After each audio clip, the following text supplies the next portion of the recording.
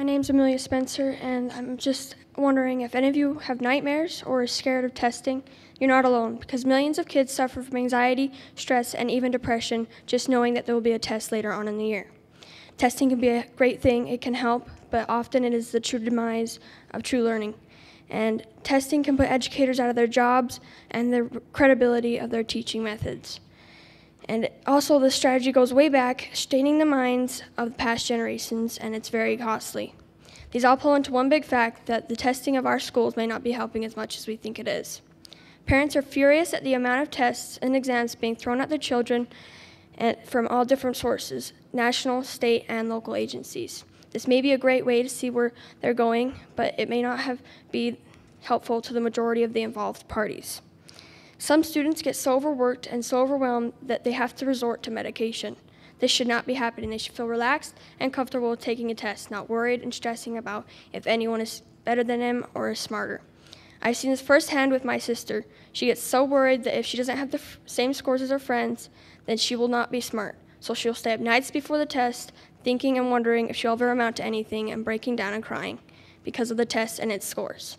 According to the USA Today, more than a quarter of the U.S., or 27% of students, have extreme stress during the school year. And most schools and school districts rate their staff on the testing results of the students. So when the average is high, that means the staff is great. If the average is low, then they could lose their jobs and their teaching methods.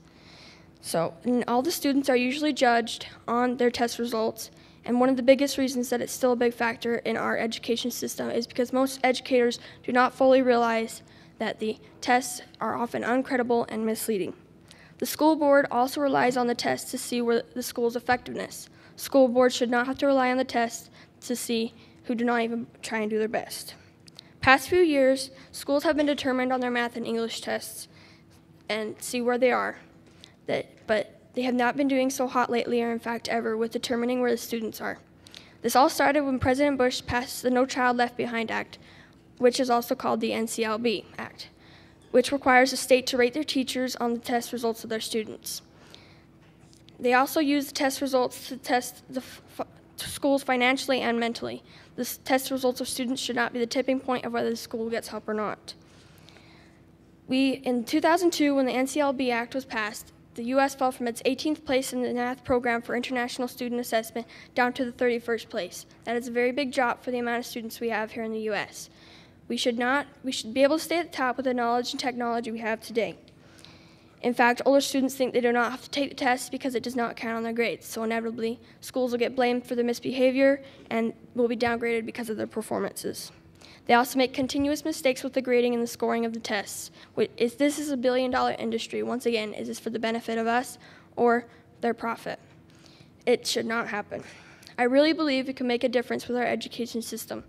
We have so much technology and knowledge at the tip of our fingers. We need to use it and not just let it sit there and gather dust like an old toy. Let's use what we have and give our generation and future generations something to look forward to, a better way of testing and a better way of understanding. So people have dislikes and people have likes. We can use that to make different types of varieties of tests so that, like, for example, a verbal test where they can hear the answers and hear the questions.